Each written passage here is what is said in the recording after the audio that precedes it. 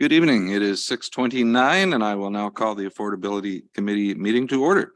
This meeting is being held in person and electronically in accordance with the Municipal Act. Number one, public meeting. There is one public meeting being held this evening. If you are joining the meeting virtually and have not yet registered and wish to speak, please email cityclerks@barrie.ca or call 705-739-4220 extension 5500. And staff will send you the information required to participate virtually. The subject of tonight's public meeting is to review an application for a zoning bylaw amendment submitted by Innovative Planning Solutions on behalf of NJ Electric General Contracting for lands known municipally as 159 Huronia Road. The application was deemed complete under the Planning Act to proceed with the public meeting. Members of the Affordability Committee will listen to the presentation and comments received during the public meeting, but will not comment or debate the items tonight. Committee members will have an opportunity to provide comments when the staff report is considered by General Committee at a later date. Members of public providing comments are asked to keep their comments to under 5 minutes to allow time for others wishing to speak. Staff and the applicants will note any questions asked by the public. Any responses to the questions will be addressed in the staff report presented at a later date. The ward councillor will have an opportunity to ask questions to staff and questions of clarification on behalf of residents unable to attend the meeting. Other committee members can ask questions of staff by email after the meeting. Interested persons wishing notification of the staff report should sign the notification form located on the table at the back of council chambers or email cityclerks@barrie.ca. Michelle Banfield, Director of Development Services, would you please confirm that the notifications were conducted in accordance with the Planning Act for tonight's public meeting? Yes, Chair Nixon, they were. Thank you. I will now call upon James Hunter of Innovative Planning Solutions to provide the presentation concerning a zoning bylaw amendment for lands known municipally at 159 Huronia Road. Virtually.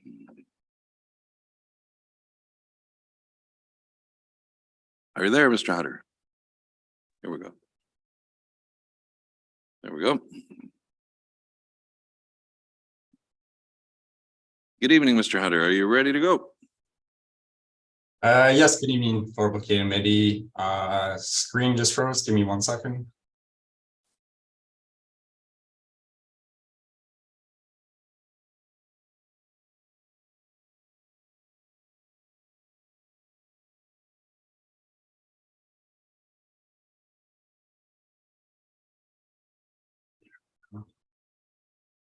Mr. Chair, can you please confirm that you can see the screen?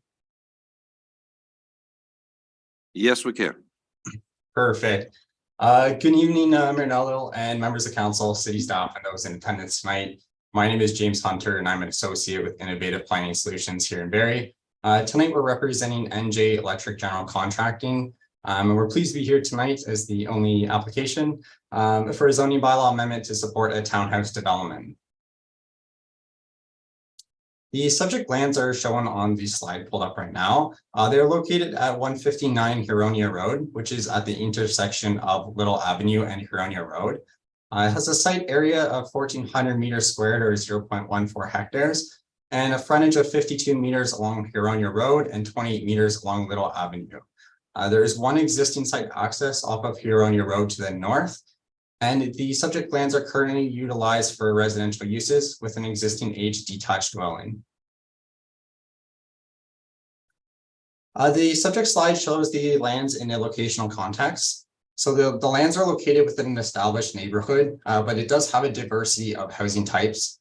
The area contains single detached dwellings, semi-detached dwellings, and multiple townhouse uses, including those adjacent up to the north. The site is well positioned in respect to transit with routes provided along Huronia Road and Little Avenue. There are 2 parks located to the south of Little Avenue, known as Willoughby Park and McConkey Park. And a 10-minute walk provides convenient access to parks, schools, and various commercial uses to serve the everyday needs. And Lake Simcoe is also approximately 1.2 kilometers to the north, which is about a 15-minute walk. So that will provide access to waterfront trails, amenity spaces, and active uses. The proposed development is a 3-story, 4 townhouse units on the subject lands. Each lot will have a frontage of 8.4 to 8.2 meters, and in size, with the largest lot located to the south. Each lot area ranges from 209 to 440 meters squared approximately. And there's a single detached single driveway providing each access to the units with 2 parking spaces. So there's 1 parking space located on the driveway, and there's also 1 parking space located in the garage. We've included 4.5 meter front yard setbacks and 8.3 meter rear yard setbacks for each townhouse unit. And this is to accommodate generous open space to encourage and implement enhanced landscaping measures. As well, you can see there's a 3.5 meter road winding, which is hatched along the southern boundary and the western boundary of the subject lands. And there's a 10 by 10 meter daylight triangle incorporated at the intersection as well. The intent is to provide a compatible and complementary built form to the surrounding area. The application was submitted back on April 4th, 2023, which was under the 2018 official plan. And in that 2018 plan, the lands are designated as residential. In the residential designation, that encourages redevelopment and intensification at an appropriate scale, height, and density for the neighborhood. And it encourages a full range of housing with emphasis placed on more attainable housing units. The proposed townhouse development aligns with the policies and objectives of the 2018 official plan. And also to note, in the newly approved 2023 official plan, the subject lands are neighborhood area, which would support the intended townhouse uses. So the application we are speaking to tonight is a zoning bylaw amendment. As the subject lands are currently zoned residential single detached dwelling first density, which is R1 by zoning bylaw 2009-141.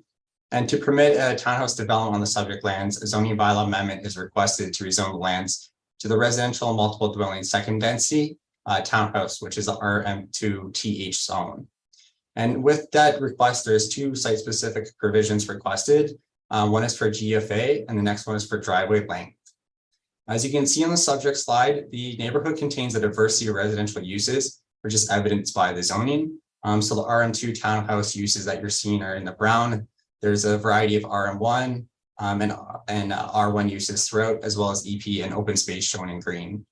And then in the draft zoning bylaw, which was released in March 2023, the lands are neighborhood low 3, which is NO3, which does permit row house development, which are townhomes.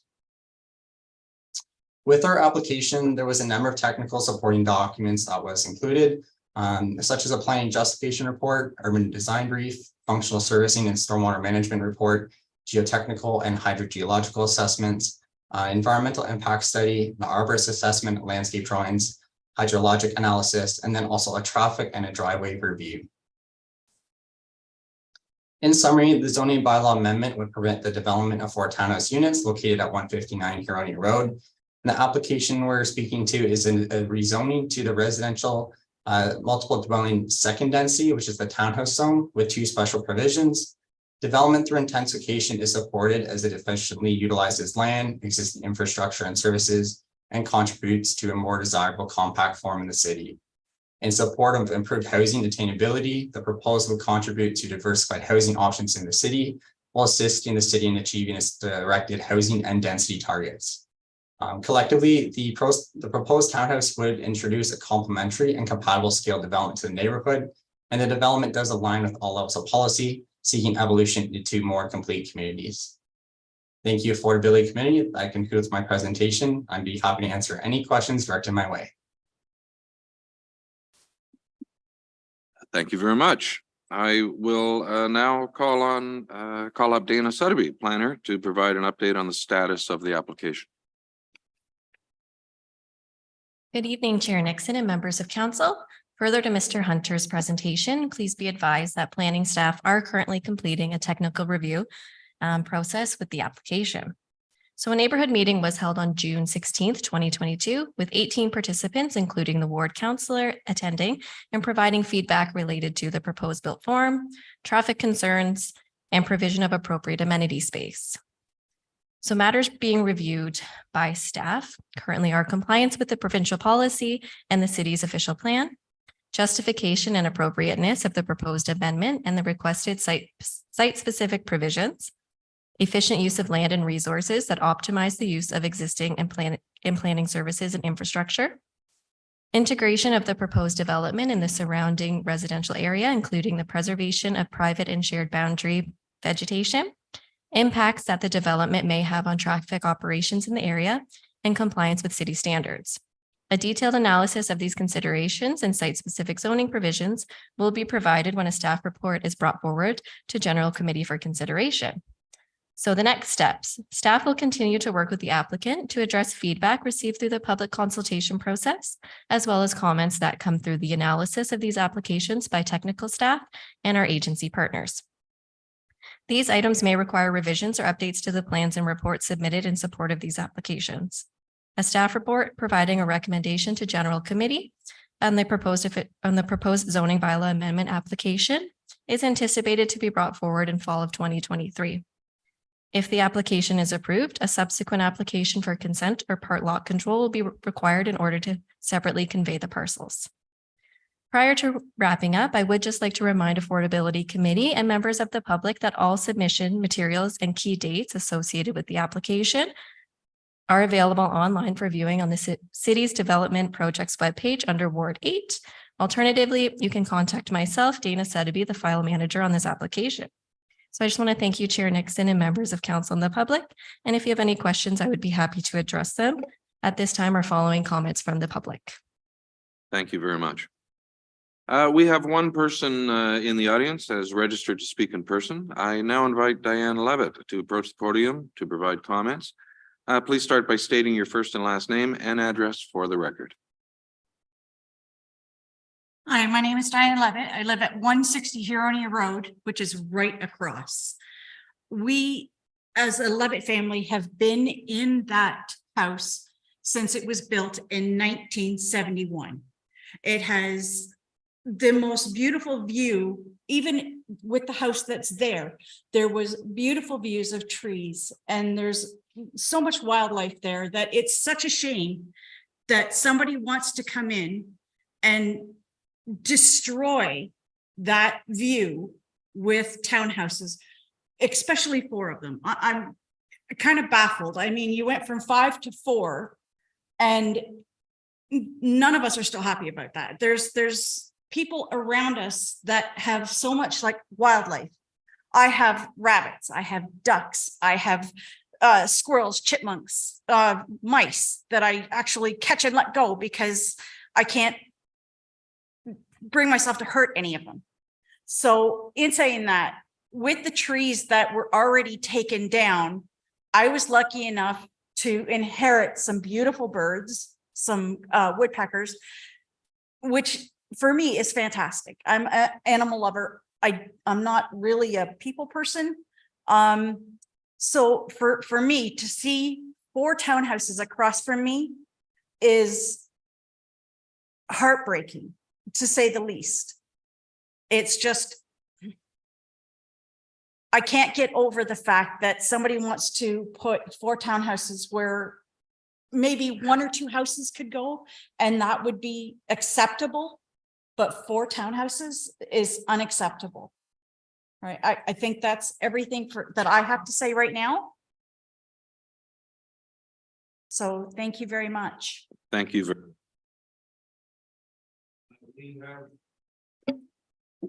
We have one speaker registered to speak virtually. I now invite Chris Franco to provide comments. Virtually, Chris, are you there? Yes, can you hear me? Yes. Awesome.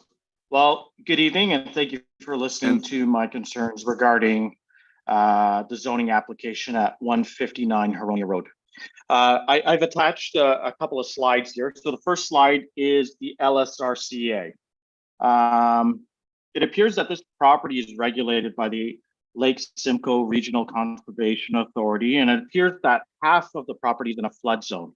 Upon review of this particular presentation, I do not see a topographic survey being done in regards to the elevation levels on this property. And as such, I would request that this be outlined in the zoning application to be addressed to see if it's even feasible for the zoning application to go through with the regulated areas, or the presentation on what they had was for lot 3 and 4, which will fit within that that regulated zone of a flood zone. Now, if we go to slide 2 is what has been presented today by the planner for the applicant. And I get that we have some minimum standards for our zoning for RM2TH. They are asking for lots 1 to 4 for the driveways to be decreased by 36.4% of the driveway length on a minimum standard that we require in the city. We require 11 meters and they're asking for 7. When we take away driveway lengths as a minimum requirement, we have to factor in the safety of the people around that area, because there are no sidewalks that are in that area. The vehicle will have to go onto the roadway, and there is obviously some type of traffic vehicular problem that could happen in that aspect of not being able to use their own driveway to maneuver their vehicle. Now, the applicant has also asked for some increases on their GFA, lot 1, 2, and 3, where there are significant increases in the gross floor area maximums. I think this is unreasonable. I think they need to lower that number.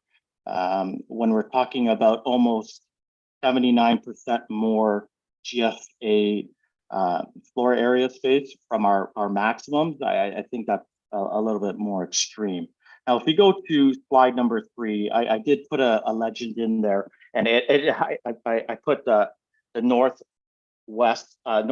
corner as the northwest corner. So it should be saying the northwest corner of Huronia and Little Avenue does not have a sidewalk. There is no way for pedestrians to use the north side of Little Avenue towards the train track safely. They have to actually cross the street, use the south sidewalk in order for them to utilize the sidewalk to go towards the train track. Now, I don't know if there is something that the city can do in making sure that a sidewalk portion can be utilized for potentially 4 townhouses that are going to be put into this area, but that's something that I would really ask council to look at. Now, some questions for council is things to consider. If these townhouses, if they do get approved, can they duplex or put them into second suite and make them multi-residential, each individual unit? And if so, are we agreeing to the site-specific zoning provisions by reducing the driveway lengths and making sure that there isn't anything as such where they're not, like they shouldn't be able to duplex these townhouses in that area, because now you've taken one family and put 2 families into 4 different townhouses, which would mean 8 densified units. And I just looked at another component of driveways, and 7 meters to me is not a lot, because an average car is 14.7 feet.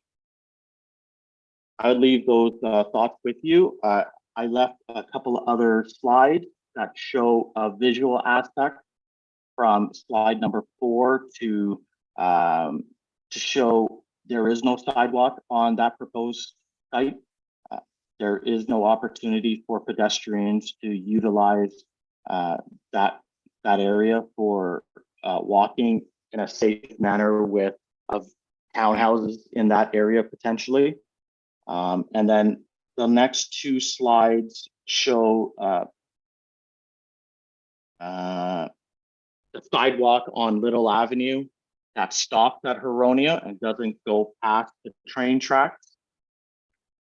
And then the second last photo shows children walking along the train tracks on the north side where there is no sidewalk. I think that's closest to the lady that was speaking at 160 Huronia Road.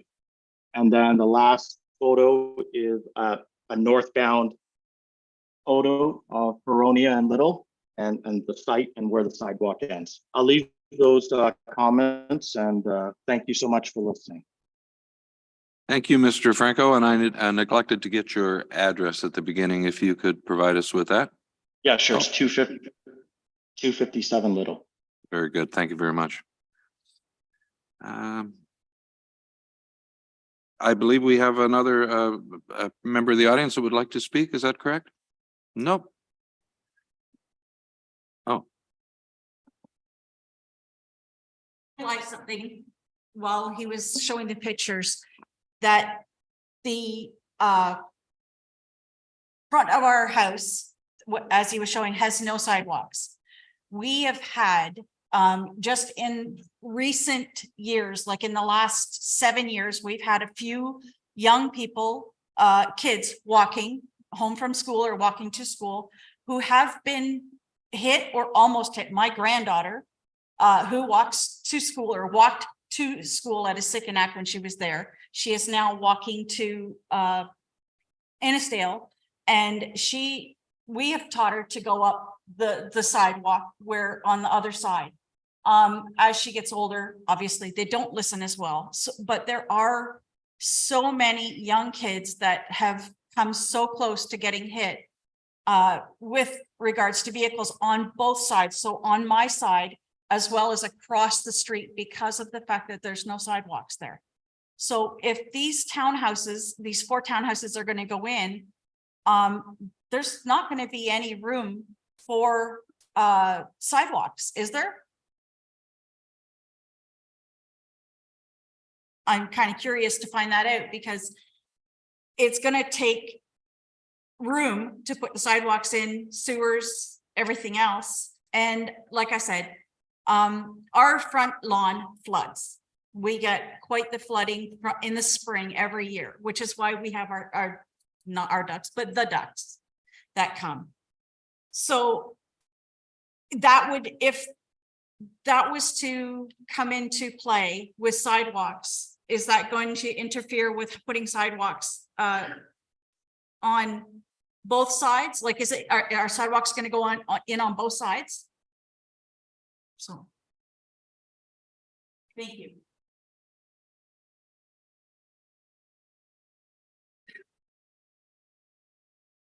yes, the answer to that question would be included in the staff report, and I believe it has been noted by Ms. Banfield. Thank you. Ward 8 Councillor Harris is unable to be with us at the moment. He's still stuck in traffic. I'm going to ask Mayor Nuttall if he would like to ask questions on Councillor Harris's behalf. Yeah, thank you so much, and thanks to Deputy Mayor for giving me the opportunity to both ask his question and a couple of the questions I have. It can either be for the presenter or for our team at City Hall.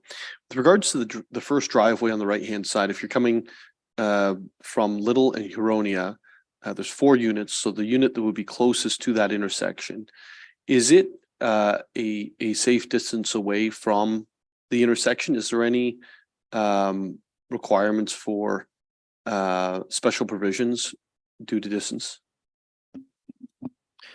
Through you, Chair Nixon, to Mayor Nuttall. So I can't quite see the distance off of the daylighting triangle because the corner is already going to be taken, but the driveway locations would be taken a look at and reported back when we come back with a staff report. So we can look at that number for you. Okay, thank you. Additionally to that, the creek that's across the street and the as Mr. Franco just spoke about, the creek across the street, it's in a regulated Lake Simcoe area. About half of this residential lot is that correct? Through you, Chair Nixon, to Mayor Nuttall. So there is floodplain on this property, and the applicant has prepared as a study called a floodplain analysis that is taking a look at because the floodplain maps, what might be shown on the map, can be studied further specifically on the property, and that's what the applicant has done. And that is under review by the Lake Simcoe Region Conservation Authority.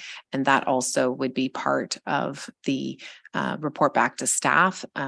Development in the floodplain is not permitted. And so anything that would return back to council for their consideration would be would be beyond the floodplain limits. And so that'll come back prior to the actual staff report on this rezoning. Through you, Mayor, Chair Nixon, to Mayor Nuttall, it would be part of the recommendation back. So if just use as an example, like four townhouses, the one townhouse is in the floodplain, is deemed to be in the floodplain, it can't be in the floodplain. So maybe the final application would come back with 3 units. So there'd be no application or no recommendation that came back to council with development proposed in the floodplain. And that's what's under review by the Conservation Authority right now. And with regards to the actual length of the driveways, and the requested, special provision reduction of those driveways, is there an opportunity? I think that the question was asked by Mr. Franco. Is there an opportunity for those to be turned into secondary suites? So each townhome would essentially represent 2 units instead of 1?